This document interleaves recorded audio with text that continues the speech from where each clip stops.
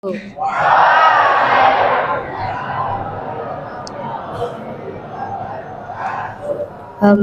wa syukronillah, la haula wala quwata illa billah. Amma ba'du, puji dan syukur marilah kita panjatkan kehadirat Allah Subhanahu wa taala yang Maha Ghafur, yang memberikan kita panjang umur. Semoga kita tidak kufur. Sholawat dan salam semoga tercurah limpah kepada Hakim tertinggi, jaksa termulia, yakni Nabi Bana wa Nabina Muhammad Sallallahu Alaihi Wasallam, kepada keluarga, sahabatnya, para pengikutnya hingga umatnya yang senantiasa menghidupkan sunnahnya hingga akhir zaman. Amin. Yang saya hormati Bapak Kepala Sekolah, Bapak Tri Mulyana Budiano, ST. Yang saya hormati pula Bapak, Ibu Guru, dan staf karyawan, serta teman-temanku sekalian yang saya sayangi. Perkenalkan, nama saya Abdurrahman Hadi Winata dan teman saya Andwi Rawan.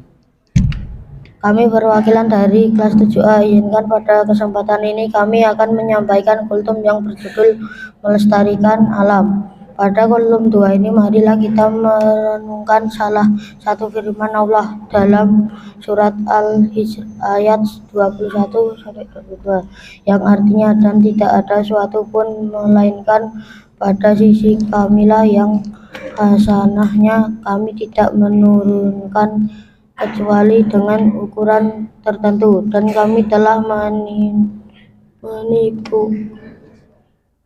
meniupkan angin untuk mengawinkan, dan kami turunkan hujan dan langit, lalu kami beri minum kamu dengan air itu, dan bukanlah kamu yang menyiapkannya. Sebagaimana dijelaskan dalam tafsir ilmi yang dipublikasi oleh Kementerian Agama, ayat ini menjelaskan bahwa segala sesuatu yang ada di alam ini, di langit maupun di bumi ini, merupakan perwujudan dari ciptaan Allah, dan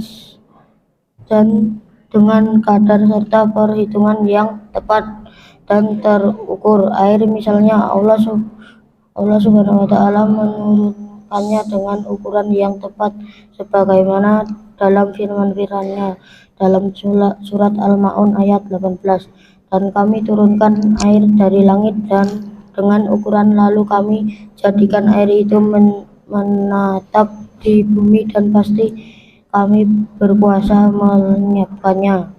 Allah Subhanahu wa taala menciptakan angin, udara, tanah, energi, air, dan lain sebagainya untuk sebagian dijadikan tempat tinggal manusia di bumi, dan Allah anugerahkan manfaat yang besar untuk dipergunakan dan dimanfaatkan sebesar-besarnya oleh manusia. Dari kekayaan laut kita mendapatkan berbagai jenis ikan, mutiara, garam, jalur transportasi, pembangkit listrik, sumber mineral, objek wisata, pendidikan, dan lainnya. Dari sungai manusia memperoleh manfaat berupa sumber air tawar, pembangkit listrik, aktivitas pertambangan, serta manfaat lainnya.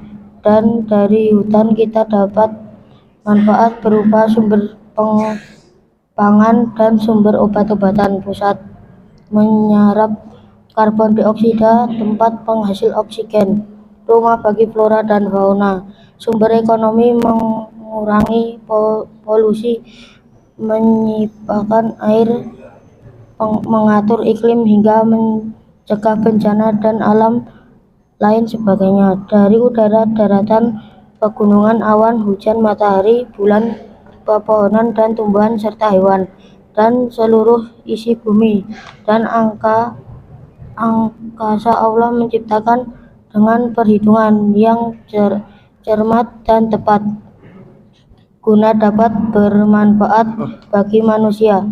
Tujuannya adalah agar manusia sebagai khalifah dan di bumi dapat menjalankan fungsi dan dengan sebaik-baiknya. Jamaah duha rahimakumullah. Sebagai khalifah, Allah titipkan bumi ini kepada manusia untuk dirawat, dijaga dan dimanfaatkan dengan sebaik-baiknya. Banyak kisah dan contoh di mana manusia tidak mau menjaga kelestarian alam di sekelilingnya dan bahkan merusak serta menghancurkan keseimbangan alam yang Allah atur sebelumnya. Sehingga atas sikapnya tersebut, ia mendapat musibah dan bencana dari alam. Musibah banjir misalnya.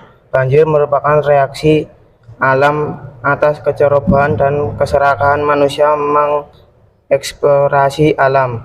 Pohon-pohon ditebang secara liar, hutan digunduli, sungai dicemari dengan sampah, kawasan serapan air dialihfungsikan, membangun pemukiman di bantaran sungai atau aliran air yang menyebabkan pendangkalan dan penyempitan sungai yang kian semakin kritis.